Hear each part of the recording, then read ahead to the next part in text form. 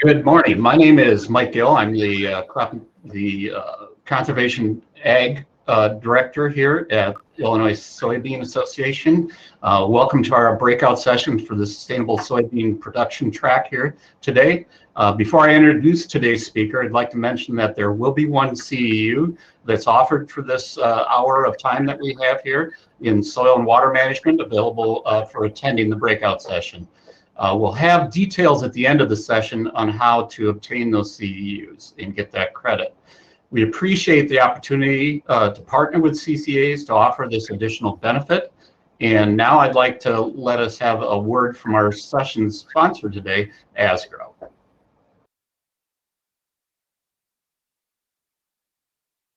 Hi, I'm Randy Niver, Technical Agronomist in East Central Illinois with Asgrow DeKalb. I'd like to thank the Illinois Soybean Association and the Soybean Summit for giving us the opportunity to partner with them with sponsorship. Now I'd like to share a little bit about Asgrow and Bayer. Asgrow has been committed to helping farmers get the most consistent performance from their soybean acres through innovations in seed and high yield practices. We are a brand that strives to offer customer-centric products and tailored solutions for each unique operation.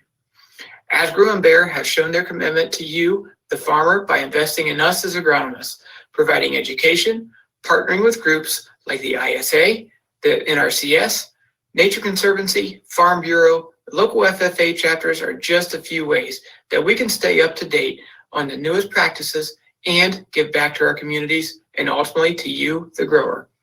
Speaking of giving back to the community, through the Bayer Fund, we offer grants to schools, nonprofits, and communities to promote STEM education, community development, and invest in our future ag leaders, just to name a few. So why is it important to stay up to date with all this information?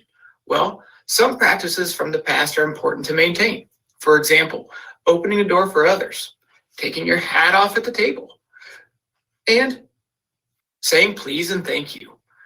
Those are all great ways and great things that we can keep from previous generations. But when it comes to soybean agriculture, there's a lot that has been changed. Seed singulation versus essentially a controlled spill, seed treatments, and the ability to have lower seeding rates, and planting soybeans earlier, some cases way before corn. That would probably make many of our ancestors just cringe. But with the newest technology and the knowledge of how it works can really increase your return on investment. Thank you for your time and enjoy the rest of the Soybean Summit. And with that, I'm happy to introduce Dr. Shelmer Armstrong, presenting the progression of next generation cover crop management to increase cash crop production and advance water quality. Dr. Armstrong is an environmental soil scientist and associate professor in Department of Agronomy at Purdue University. His research program investigates the agronomic, environmental, and economic impacts of current and emerging infield nutrient and soil loss reduction practices within conventional and alternative cropping systems of the Upper Mississippi River Basin. Dr. Armstrong's research is executed on multiple scales ranging from soil microbiome to the evaluation of conservation practices on fields and watershed scales. Annually, Dr. Armstrong applied research program advances the knowledge of agriculture and farming community on cropping systems management that facilitates nutrient loss reduction, nutrient cycling, and competitive crop production. Please help me in welcoming Dr. Armstrong. All right. Thank you, Michael, for that introduction. And thank you, Illinois Soy, for this opportunity to come back home, in a sense, and to give kind of an update. My objective and goal here today is to help farmers to understand how cover crops perform in their fields and what they could expect. Okay. So in talking to farmers, I have a program where I really depend on farmer collaboration. I find that most farmers are wanting to operate in a system that I call sustainably intensified agriculture, SIA. SIA principles that are fostered are maximizing production and profit, also maximizing nutrient use and efficiency, and then at the same time minimizing environmental degradation, right? We all know about, let's say, the dead zone in the Gulf of Mexico. Farmers care about that. Farmers care about the nutrients that are lost, and they want to minimize environmental degradation while maintaining good production and profit.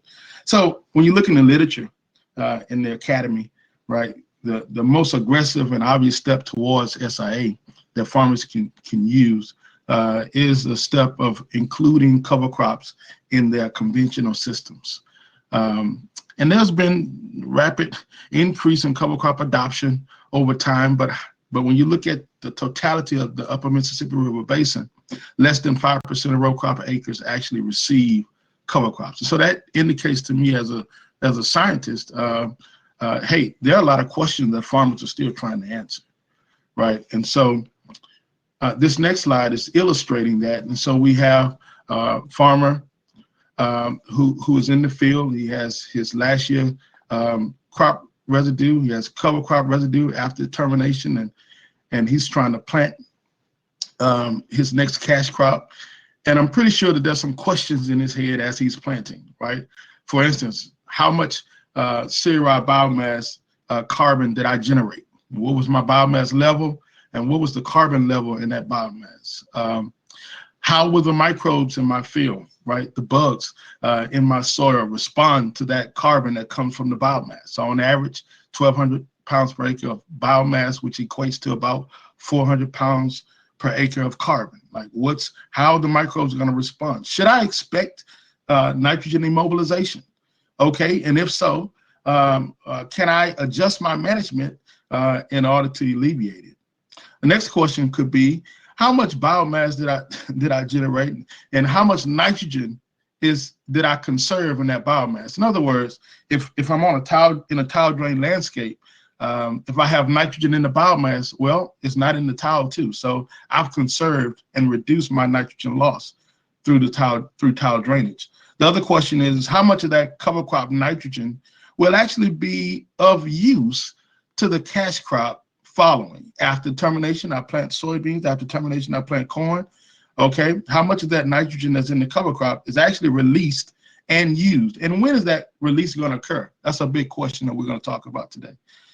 Last but not least, do I need starter, right? How do I adapt my management in order to maintain competitive yields? Can I increase or maintain competitive yields when I cover crops? So these are some of the questions I've heard farmers ask me, and I've centered my slides around these questions. So the first one is, if I cover crop and I get a good stand, how am I impacting water quality? Well, let's look at it. Here's a Central Illinois study in Lexington, Illinois, where I collaborate with a farmer on farm. Okay, we're looking at the effects of cover crops and 4R nitrogen management fall and spring application on water quality. Okay, and so there are three scenarios that we're trying to examine here. Number one, what happens with water quality when I move nitrogen from the fall to the spring, right? We know that when you put nitrogen in the spring, it's closer to when the plant actually needs it, okay? What happens when I move that nitrogen from fall to spring and then add another layer of conservation? Let's add cover crops, cereal mix, and we'll talk about that. Third, what happens if I leave my nitrogen in the fall and then I inject that nitrogen in a living stand of cover crops? Do I get enough interaction where that cover crop kind of protects that nitrogen that I put down in the fall, whether it's anhydrous or whether it's manure, okay? So here are the treatments that I use to investigate those scenarios. Number one is a zero control, no nitrogen, no cover crops, just corn and soybean planted without the nitrogen fertility. 2 and 3 is a split nitrogen application with the dominant portion in the spring using anhydrous, okay, ammonia, okay? And 3 is I'm gonna just add cover crops to that system, simple addition, right? Coupling cover crops with 4R nitrogen management. 4 and 5, it's a fall dominated split with anhydrous again, okay? And I'm adding cover crops to that with the 5th treatment. In total, about 200 pounds per acre of nitrogen being added to the field. The fall anhydrous is strip tilled into a living stand of cereal and radish mixture, with cereal rye being dominant. So more like cereal rye than radish. Okay. So this is kind of how that field looks. The farmer was already had a conservation SIA mindset. For 10 years prior to me getting there, he was no-till before beans, strip-till before corn. 60% of his nitrogen was in the fall. I came in and very intensely drained about 25 acres or so. And you can see here, the blue squares represent 1 unit represents about 1.6 acres, which is about 72 rows. So I'm on a field scale. Those red lines represent the tile laterals, which are about 2.5 to 3 feet deep and about 45 feet apart. They converge prior to going into that yellow block that you see, and that's our tile monitoring station. We have a controlled drainage structure that we then tap into the tile water, and it allows us to see the consequence of the above ground management on the below ground subsurface drainage through the tile drainage. Okay. So as far as cover crop planting, right? So some logistics. We didn't, we were out there and we contracted we had a contract, and we were allowed to bring in a retrofitted Hagee, and that dropped seeds into the standing corn and soybean. Our rate changed over time. This is a running study, long-term study. So we started out high, at about 74 pounds per acre and ended up at about 45 pounds per acre as we begin to make that system more optimized. We had, by weight, a mixture of daikon radish and cereal rye, with 92% of it being cereal rye and the other 8% being daikon radish. And that paid off, and we're going to talk about that. Oh, sorry. So here's the cover crop performance from 2015 to 2019. So what I want you to see initially is, on the left-hand side, we have biomass that mirrors on the right-hand side nitrogen uptake. Okay, and so whenever you have biomass and nitrogen uptake are correlated, and they both are correlated with growing degree days, right? Heat units. We found that on average, the cover crop biomass is about 1,141 pounds per acre, with a range of 442 to 1960. Okay, and so that's what we got over, from 15 to 19. Okay, on average, it changes with the climate. Average in uptake is about 41 pounds or so, with a range of 15 pounds in that year where you're not getting the growth, right, upwards to 71 pounds, right? Now I have a star over 2017. The growing degree days for 2016 and 17 are not different. However, the biomass is different. Why is that? Well, in 2017, a lot of the large portion of the heat units occurred in the fall. So we got good early growth from the radish, and we got good growth from the cereal rye. And cereal rye continued to grow in the spring, resulting in our highest biomass and the highest nitrogen uptake in that particular year. Now, I want you to pay attention to 2017. That's going to be a running theme throughout our time today. So we talked about the cover crop performance as biomass in uptake. Now, what's the impact on below ground, right? And so I have a chart here. The vertical axis is depth in centimeters. So 0 represents the surface of the soil. 80 centimeters represents about 2.5 feet, right? Tile drainage in this field is about 3 feet. So you can see the green line represents where you had cereal rye, the cereal rye blend, and the black line represents the control with no cover crops. And this is a 3-year average, okay? And so there's a significant reduction in the total mass of inorganic nitrogen in that system. So that means ammonium, NH4 plus, and nitrate, okay? So this is something to consider. Environmentally, we are reducing the susceptibility of nitrate loss, but agronomically, there's not a lot of nitrogen in that system. This is 2 weeks before planting. And so the cover crops is scavenged that nitrogen through its roots, assimilated that nitrogen into its biomass in an organic form, and the cash crop that's coming behind, whether soybean or corn, is going to be planted in a soil system that has been scavenged, where the nitrogen has been scavenged by the cereal rye. Thus, we want to see what's the translation between the biomass generation, okay, the nitrogen scavenging, the impact of both of those on the below ground inorganic nitrogen content. How does that affect water quality? Let's look at it. Let's consider the 4R management in this field first. Fall nitrogen applied is the open, hollow, white circles, and spring nitrogen applied, the black circles, right? Basically, in my world, there's no significant difference. Although one is slightly higher, statistically, they're not different, okay? You're talking about moving nitrogen from fall to spring in a high organic matter soil of average of about 3.2 to 3.5%. That move of that nitrogen didn't make a big difference during this period of time at that geographic location. In the literature, we see a range of 0 to 15% difference. And normally it's spring is reducing the nitrate loss relative to fall. So you're talking about basically a 9% difference, so not significantly different. But when you add cover crops to this system, okay, despite when the nitrogen is applied, fall or spring, we're getting a significant reduction in nitrate loss when you add cover crops. So 46 to 49% reduction, okay? Many farmers ask me, well, you know, how much biomass do I need? What type of growth do I need to get that done? It's an excellent question. We were able to get this done with about 1,200 pounds per acre of biomass. So you're talking about terminating prior to 2 weeks prior to planting, so before the boot stage.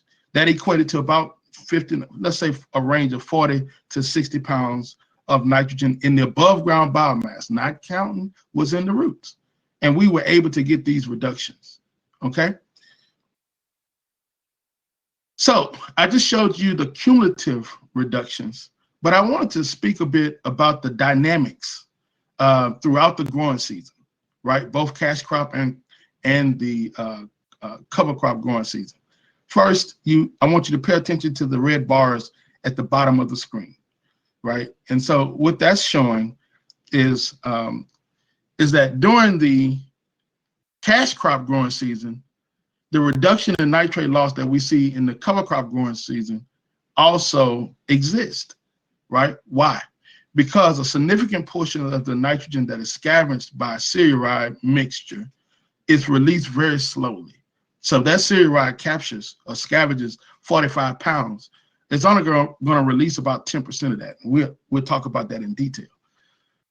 Also, I want you to see that there's a correlation. High rainfall, despite whether you have cover crops or not, you're going to get a peak in concentration. That circle, let's talk about 2017. That's the running theme of this presentation. In 2017, we recorded the largest Gulf of Mexico dead zone, right? It was about the size of Rhode Island, the surface area of it. But so it was the perfect storm for nitrate loss, the perfect environment. Warm, hot, wet, fall, a lot of growing degree days. So then your microbes, normally when the ground freezes, they slow down to a halt. But in this particular year, things kept, the production stayed open, right? And so they're converting the organic matter to ammonium, from ammonium to nitrate, and loads of nitrate left that field.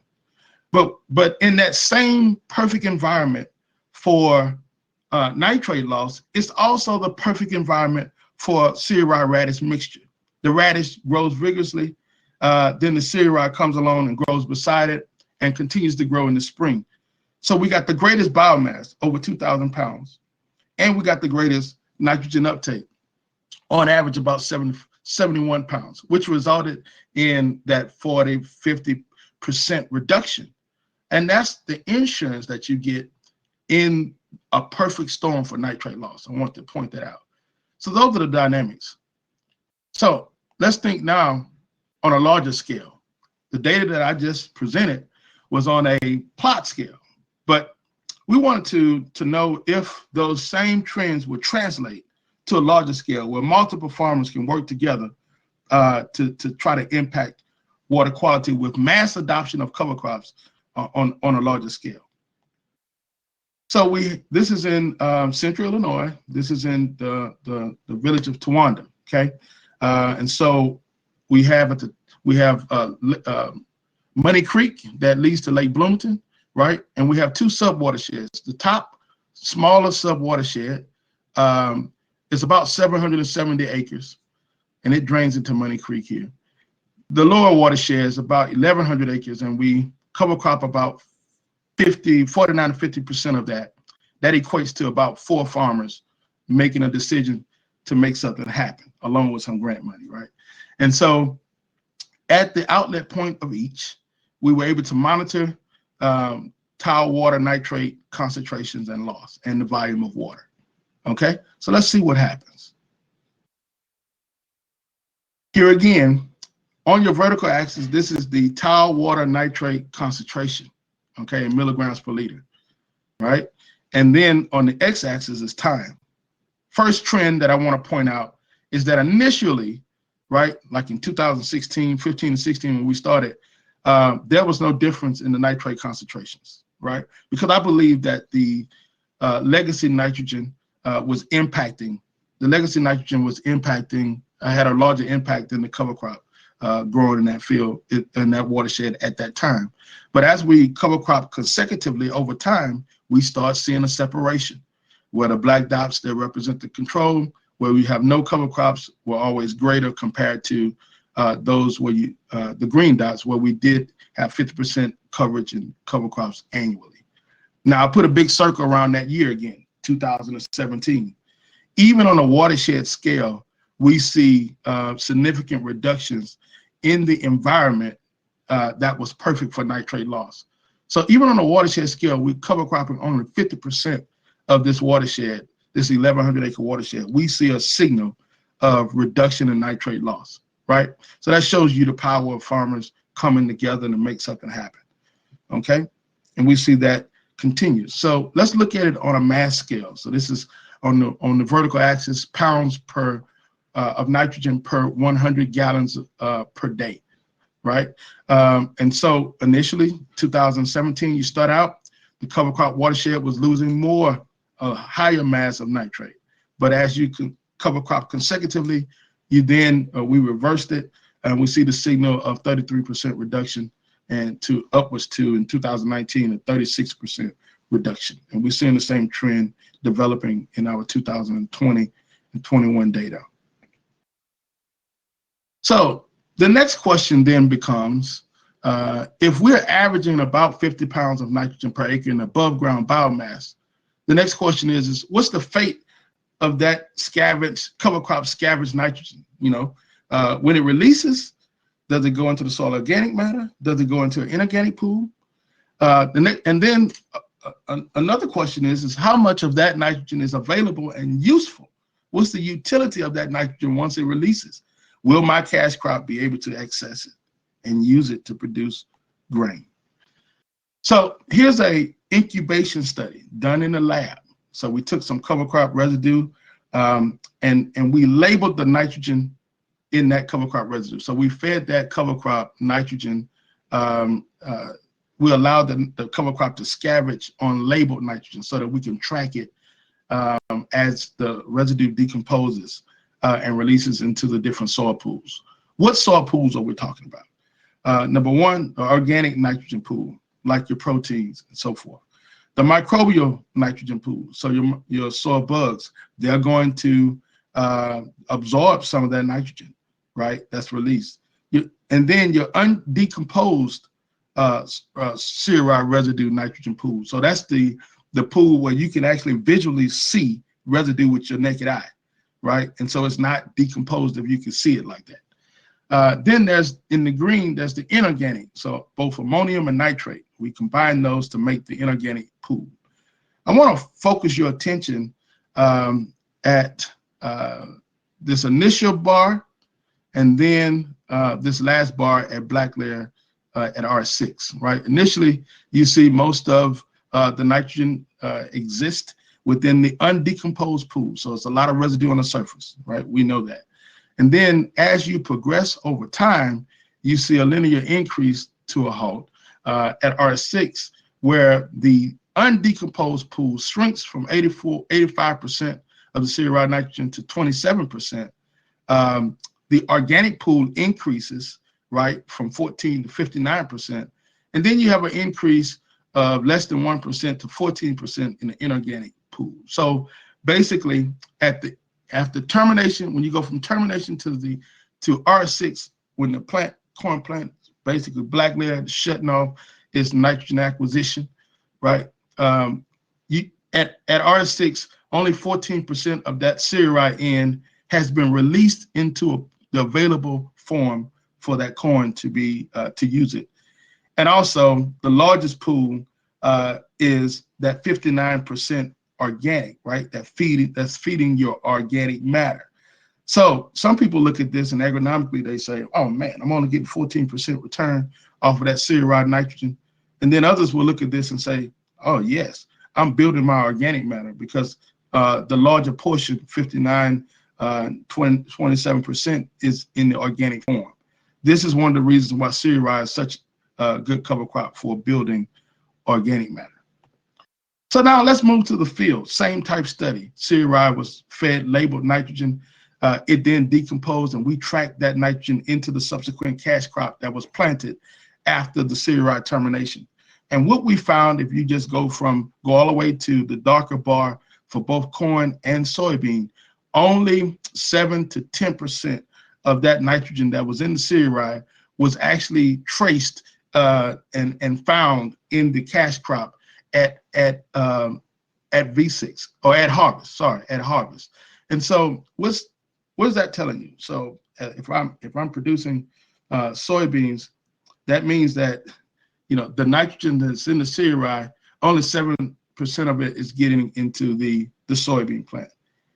Now note that let's use 10%. If that soybean sequestered and scavenged 40 pounds per acre, right? That means that only 4 pounds is getting into that cereal. Into the soybean plant. Now soybeans, believe it or not, uses a lot of nitrogen that's derived from the soil and also from the atmosphere. But if you have a cereal plant growing, it's possible sometimes if you get very good growth, that it could scavenge more, a large pool of that inorganic nitrogen that the soybean was dependent on getting from the soil. Okay. So bottom line, soybean residue is stingy. It releases nitrogen really slow.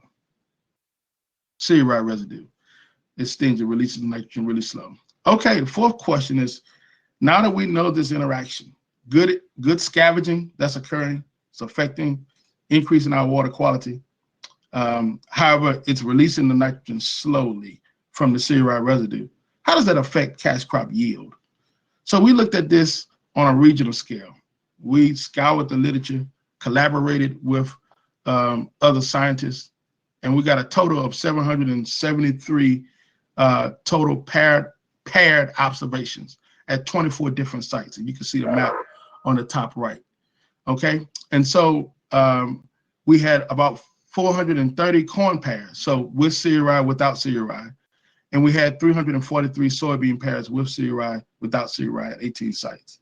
On average, we saw for soybeans about 3 bushel decrease where we had cereal before soybeans versus not having it. Now that's the average, right? And I'm going to show you a slide after this where we saw no significant difference. Many of the pairs, there was no significant difference. Some pairs there were greater yield, slightly greater, but on average it was slanted towards a reduction. So you think about within our study, right, in Central Illinois, really no significant difference in soybean yield. Corn, on the other hand, is more tricky, right? It's trickier, right? So in 2015, I show these 2 years as an example. 2015, great nitrogen mineralization. 2017, not so much, and we had the highest biomass. That biomass, we had the highest in uptake. So we had a significant reduction in corn yield. Also, this is worst case scenario, so don't try this at home. We had no startup in that program, right, to offset some of the nitrogen that the corn that the cereal scavenges and gives back really slowly. So we wanted to look further into that and say, what's happening in this corn plant? And this could also, where we saw reductions for soybeans, this could be something that we explore also, right? So basically what we saw was nitrogen uptake, once the plant begins to convert from vegetative to reproductive growth, was about 60 pounds lower at R6 for corn growing after cereal versus when cereal is not present. When you get that kind of significant reduction in nitrogen uptake, it's going to equate to yield reductions.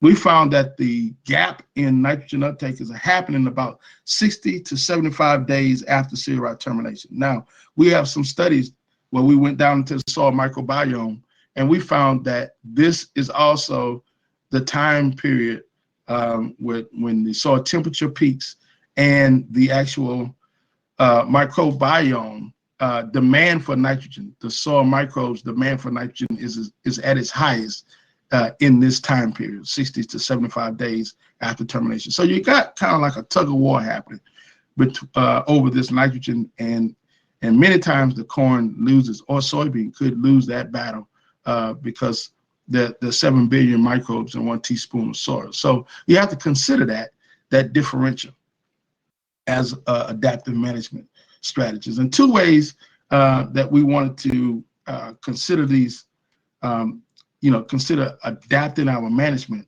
And that's to answer the question, what are next generation cover crop management and nitrogen fertilization management to reduce yield lags when you have cereal? Why cereal? Well, it's the workhorse of the Midwest. I mean, it's dummy proof. You can plant it late, you can plant it early, terminate it decently well, and it grows in our winter conditions. So I figured that if we can answer the hard question, how to get corn and soybean to grow behind cereal, then we can get the environmental and the agronomic benefits, competitive yields, and that gives us the SIA, right? Sustainable intensified agriculture. So 2 practices I want to talk about, and then we're going to take some questions. Precision planting cover crops, and then late season application. And this is in reference to corn. So let's go back to that same tile drain field in central Illinois and Lexington, right? So we decided we were tired of losing yield. We wanted to do something about it, right? And so we have treatments, the treatment across the top, and then the nitrogen management going vertically here. And I'm gonna walk through it. We had the zero control, then we had the regional control. And this is where farmers, the farmer is saying, this is what I'm doing, and I want you to make your changes based off of what I'm doing, right? So he has about 120 pounds coming in the fall, 5 in furrow starter, side dress another 100 pounds, totaling to 225 pounds. I then added cover crops to that with the regional control plus cover crops. And then with adaptive 1, I'm saying, hey, we have 3.5% organic matter. Could we possibly have the soil hold the nitrogen demand of the corn over, and we can move that nitrogen application later where we saw the nitrogen gap forming, okay? But still hold the total in rate constant at 225. Adaptive 2, okay? It's a little bit more aggressive with the nitrogen management. We're saying, hey, we'll put the 120 there in the fall, 5 in furrow, and 25 at side dress, 85 at side dress, and then come back with 75 with a wide drop application at about between the stages of V8 and V10 of corn. Okay, that gave us about 60 pounds more in total nitrogen. However, if you remember previous slides, there was a 60-pound differential between the in uptake of corn in the cereal residue versus not. And also remember, there's about 41 to 50 pound average of nitrogen that's in the cover crop biomass. So essentially, we're thinking that if we put the nitrogen back that the cover crop took, then possibly we may get a response. So here's just a Canopy Image shot in late October. The red squares you see, those are the plots that are the zero control, okay? The dark green spots with the black circle around it, those are the places where we had the wide drop application. And you can see that later in the growing season, we were greener, okay? We were able to pick that up with remote sensing. So let's see if it pans out. So if you go below the that thick black line there, and you see corn nitrogen in uptake, okay? Corn in uptake at black layer, R6, right? And so for the regional control, we had 264 pounds in above ground biomass. When you added cover crops to that, it reduced. When you moved your side dress to wide drop at V8, you had further reductions. However, if you put the nitrogen back that the cover crop took, you had greater in uptake. That same trend applied with the yield, right? Where there was no significant difference between the regional control and adaptive 2, but adaptive 2 was significantly different from the other two cover crop treatments, right? We're thinking that the 4 bushels, when you compare the regional control to adaptive 2, absorbs about 84% of the cost of that nitrogen, but you also have to consider the cost of the cover crop also. Our next study is in southern Illinois, and it's Amir Singapore, Dr. Amir Singapore and myself, our groups collaborated, and we wanted to look at this precision planted cover crops. I think you'll be interested in this. So basically, let's say after corn harvest or after soybean harvest, we come out with a drill and we stop up certain rows, row units in the drill, and we drill strips of cover crops of cereali across the field, leaving a non-cerealized strip that we call a skip row, so that you can come in and plant in the spring, okay? So basically, we're trying to get the best of both worlds. We're trying to get non-intersecting growing zones of cover crops and cash crops. Why is that important? It gives some flexibility in the spring when you're terminating. So for instance, you got too much, terminate early, and you can plant close to your termination because you have that zone where you have controlled for no residue to be, minimal residue to be in that zone, right? If you come in the spring and let's say you have something like Balanza clover or crimson clover that you wanted to wake up, begin its spring growth, but it's not what you want yet. You could plant, let it go, and terminate later because you have that zone where you've managed the cover crop residue to not be where you're planting the cash crop. It also leads to the potential of greater soil tilt in the spring, warm up faster, right? Dry out faster, so you can get a more even germination. A lot of times when I look at in the literature, cover crops could affect yield because it's affecting the actual population of the cash crop, right? But here we're trying to reduce that interference by having non-intersecting growing zones. It could potentially reduce your seeding rate. In other words, if we were covering the whole field, such as here on the right, our seeding rate should be double that of when we're not covering the whole field, okay? So we played around with that and explored, and let me show you some preliminary data.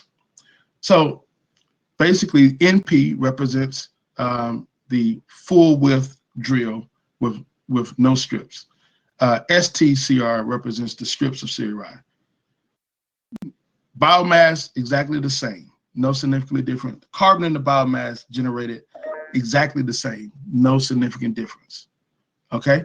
Now, let's think about nitrogen. The concentration of nitrogen and the biomass the same, no significant difference. So that means that with 25% less seed, we were able to get the same biomass production, the same biomass carbon production, and the same in uptake, which then could equate to similar nitrate reductions if you're in a tile drain landscape with 25% less seed, okay? How does that affect yield? Well, we have, we planted 25% less seed, one with strips, one with not, and then we had a control with no cereali. We had 2 N rates, 200 pounds per acre, 250. What we saw initially, number one, when you compare the control no cover crops versus the precision strips, there was no difference in yield across in uptake. When you compare the two cover crop treatments, drill versus precision, you had greater yield, possibly significantly greater yield, despite in uptake. So just to summarize, potential benefits: 25% less seed equal greater corn yield relative to the non-cereal control, and greater corn yield relative to the drilled cereal treatment. So potentially here, we could be moving in the right direction. Think about it. We can also plant soybeans on 30s, possibly. That's what we're exploring, and on 15-inch rows. We're also exploring that. So as I summarize and get ready to take some questions, cereal definitely, as a cover crop, reduces nitrate loss despite when you apply nitrogen, 46 to 49% reductions we've found over several years. Now, that scavenged nitrogen that's in the cereal residue, whether you have corn coming behind it or whether you have soybeans coming behind it, you're only going to see about 10 to 14% of that nitrogen in the residue released into a form where the cash crop can use it. 7% of the cereal nitrogen gets into soybean, and about 10% gets into corn so far in our studies. Precision planted cover crops at a lower seeding rate has the potential to generate equal biomass, equal carbon generation, which is significant when you consider the emerging carbon market. Okay, you can plant less seed and generate the same carbon. And it also has equal in uptake, so you can get the ecosystem service of nitrogen loss reduction if you're in a landscape where your tile drain. It's also going to reduce soil erosion if you plant perpendicular to the slope. With that, you can get equal or greater corn yields, what I like to call corn or soybean yields, what I like to call competitive yields. And with that, here's my information, and I would like to entertain any questions. So at this point, we're going to begin taking questions from the audience. So if you have a question, please type it into the Ask a Question function in the sidebar on the left of your screen. We have some questions, Dr. Armstrong, that were sent in prior to the presentation that we'll begin with as we populate some of those questions from the actual people attending today. So what are your thoughts on cover crops and organic soybeans? I think that it could work. From my working with and collaborating with my colleagues, I do know that your seeding rate needs to be higher. Let's just say that the species of cover crops is a cereal. So you're going to need a higher rate than I was showing. So you're going to need, I showed a range of 45 to 74, I think, pounds per acre. You're going to need to be on that higher range. And so that cereal is doing a couple things. It's definitely, for soybeans, it's reducing the weed. It could reduce weed pressure. And also you're getting a bundle of soil health properties that could affect the soybean. You have to manage it because if you get too much biomass and too much nitrogen scavenging, people don't think that it can affect soybeans, but I've seen in the literature that it actually can. If you're thinking about, and so cereal would be best a grass before a legume. If you were thinking about corn, then you would want to go with a legume or a mixture where you have some cereal, possibly rape seed, but you want to come back with something that has the ability to scavenge nitrogen and has a rich seeding ratio, rich being high quality, so a lower seeding ratio. Okay, great, thank you. So mainly for weed control, what's the best cover crop cocktail preceding soybeans? I would say anything with that establishes the canopy pretty quick, and I would still go back to cereal because in our climate you can almost guarantee, well, you can guarantee that you're going to get germination, and if you're patient, it'll close the canopy pretty well, especially if you get a lot of heat units in the fall. But definitely in the spring, it'll close the canopy, and what that's doing is reducing sunlight, and it's also causing your soil to be moist, which then generates more cover crop growth, which then generates more canopy and nutrient acquisition. Okay. That takes it away from the weeds and keeps it within the cover crop itself. Great. So I have two questions that are somewhat similar, and what they deal with is different areas north to south in Illinois. So they both look at, one looks at Western Illinois, the other looks at Northern Illinois. And the general question around that is, what's the best way to establish a cover crop to get good growth in both of those regions as you look north to south in Illinois? Does it vary really with that north to south variant or not? It does vary quite a bit. Let's start in the south. And this could be South Illinois, South Indiana, right? In the south, you have more heat units, right? And so you can drill after harvest and be okay in the south, especially with seed, right? You could drill after harvest in the south, and depending on the fall heat units, you can have something like a crimson clover, balanza clover grow well. As you move north, central to north, you're gonna, a lot of people are drilling, but they're patient in the spring because they know they're coming after the harvest of the cash crop. And you don't have the heat units in the fall in central or northern Illinois to get a real impressive stand. But if you're patient in the spring and you have an overwintering cover crop, you can get that stand. To accelerate or advance that stand in the fall, I've seen great success with both using a high board, where you come in like I showed on that photo. With that, people are thinking, well, I'm running over my corn. We did the math on that. And we damaged less than 1% of the corn stand over. We did that average over 3 years. On a watershed scale, that's a larger scale. We were trying to do it all at once. We're talking about 500 acres that we're cover cropping of the total 1,100 acres. And we flew it on. And working with the pilot, coming before timely rains, we have never not had a stand. So you have to be more innovative as you go north, but in the south, you can simply drill and be patient. All right, great. Let's see here.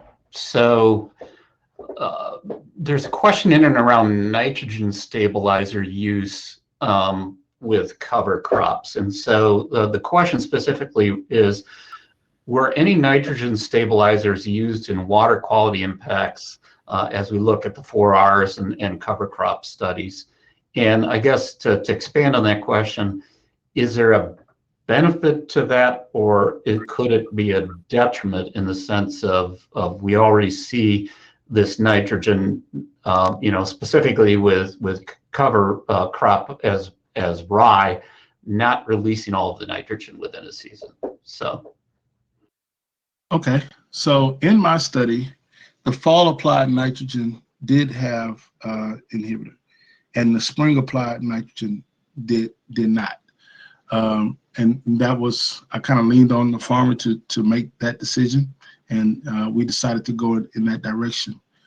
As far as overall, when you had the fall versus the spring, did it make a difference? It depends on the year. If you have a year that you have a lot of heat units in the fall, it's warm, wet, that like 2017, that perfect environment year, your inhibitor is not going to, I don't believe that the inhibitor is going to have a big effect. In the years where you have the ground freeze and we have average heat units in the fall and over the fallow period, that's when I think inhibitor is effective. And so when you combine that with cover crops, you're safer with both. But we've seen that, we didn't have any inhibitor on the spring, and even though the cover crop, the nitrogen application for side dress in the spring happened after cover crop termination, the cover crop had tapped into enough of the soil derived nitrogen, the legacy nitrogen in the field, to still come out with 40-something% reduction. I hope that answers the question. Yeah, thank you. And so I'm going to read this question because it's a long one. Okay. I'm not trying to paraphrase it. On your research, adding N with Y drops late yielded considerably more as N is held by decaying cover crop. If you take this longer term, wouldn't the N held in earlier years be released and late Y drop N would not result in an increase in yield to pay for the additional N late? That's a very good question. It would require a lot of grant money to answer that question, but let me take a shot. So one of the things that we are finding, that we think we see, is that if I have cereal rye planted consecutively, I won't see, if I keep planting the cover crops, you won't really see a lot of, I don't think that you'll see, the data's not telling me that we will see a lot of nitrogen release from previous cover cropping, simply because that I really believe that the cover crop, the cereal rye kind of cannibalizes its nitrogen. So for instance, you're in the fall, you plant cereal rye, you terminate it, right? It releases slow, and whatever it releases and whatever is left over from your, let's say your corn crop going into soybeans, you plant another cereal rye in the next fall after harvest. It's going to then scavenge whatever is in the profile, right? And you keep doing that, you never have that release. So it's almost as if when you plant a grass, you are counting on managing for what your cash crop need without having the release from that grass. On the flip side, if you have a legume, then yeah, I could see less of a response if you got over 1,000 pounds of biomass. So if you plant crimson clover, you plant balanza clover, the literature says you need at least 1,000 pounds of biomass to really make a difference as far as a nitrogen credit, where you can put down less and use some of the cover crop biomass nitrogen that is released.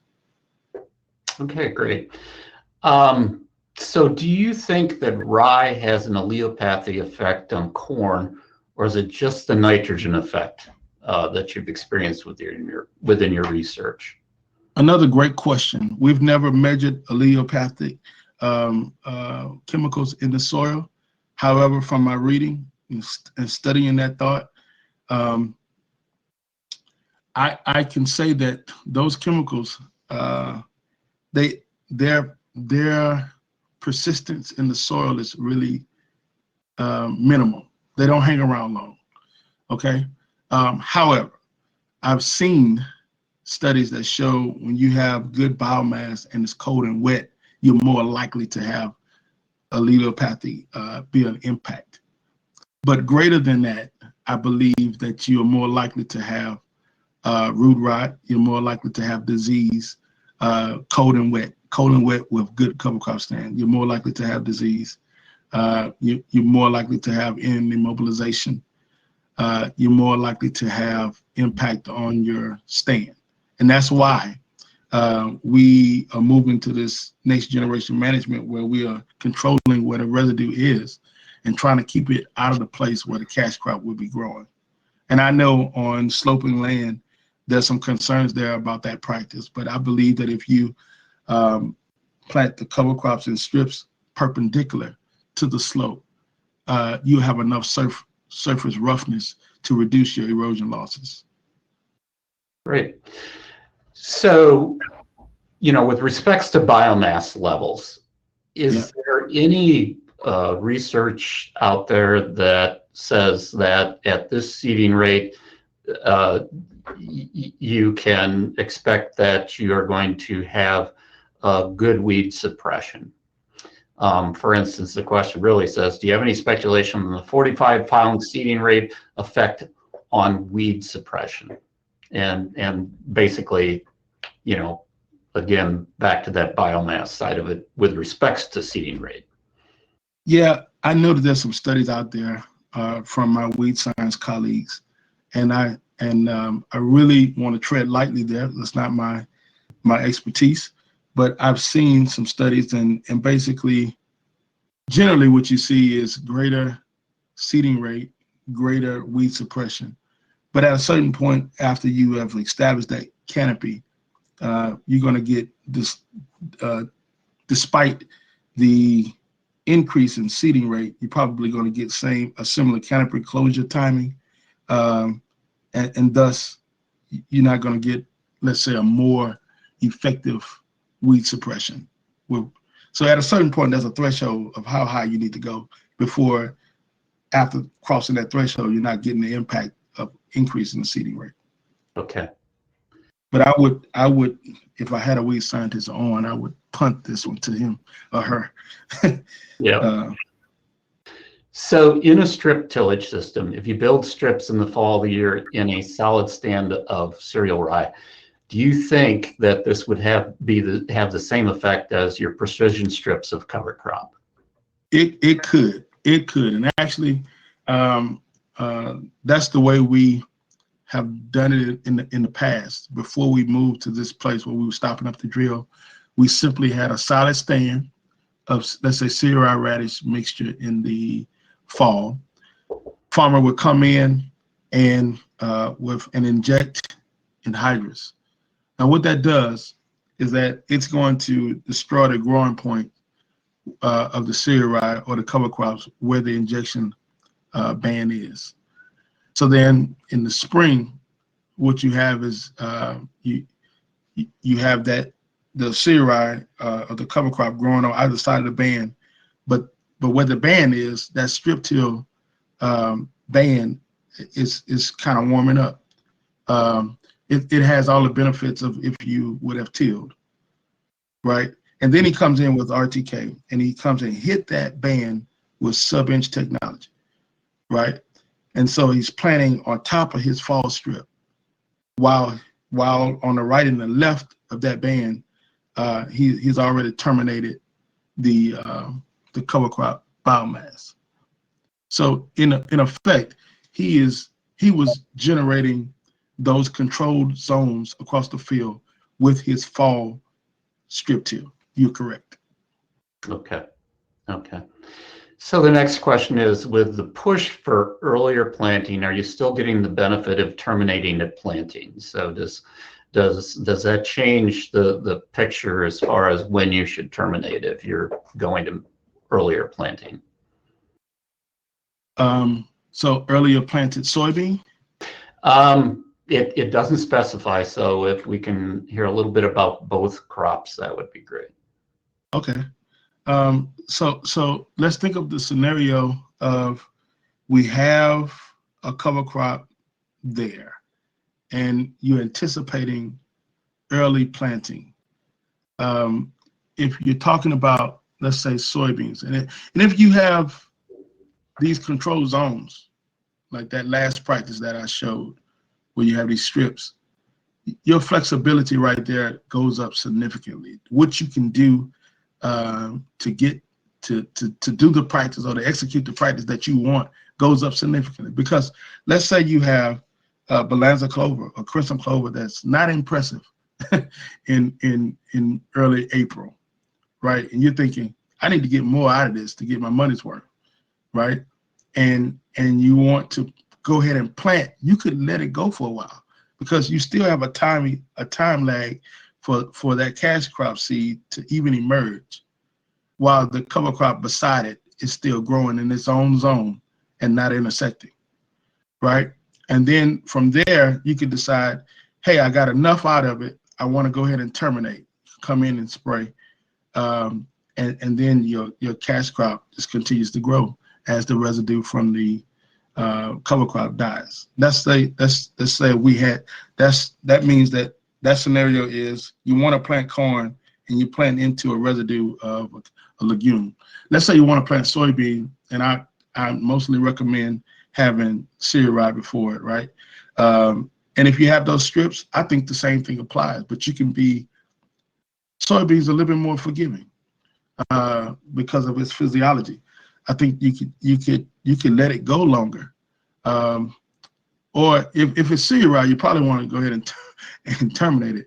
But if you want to do like a plant green scenario, when you have designated strips there for your cash crop, you can planting green is not so scary anymore, because I can come right there, hit those strips with my guidance, and then feel okay while that seed is trying to germinate, go ahead and terminating my cereal rye. So I think the options are greater, the flexibility and potential for success is greater if you have some kind of controlled zone control with your cash crop and your cover crop residue. Okay. So given that not much nitrogen is released from the rye in the first year, how much is released in the second year for that next cover crop? I don't know that answer, but I would hypothesize and speculate that not much, because I believe that if the cash crop, so let's say it's terminated and only 10% is released, right? And whatever it tries to release in the following fall, you're going to plant another cereal rye. If you plant another cereal rye, then it's going to scavenge whatever is released. So you never really, I think once you lock it into the cycle, it's difficult to see it come out again. I haven't traced it more than 1 year. I'm looking to do some studies where I do multiple years of tracing to give you a more accurate answer. Okay, great.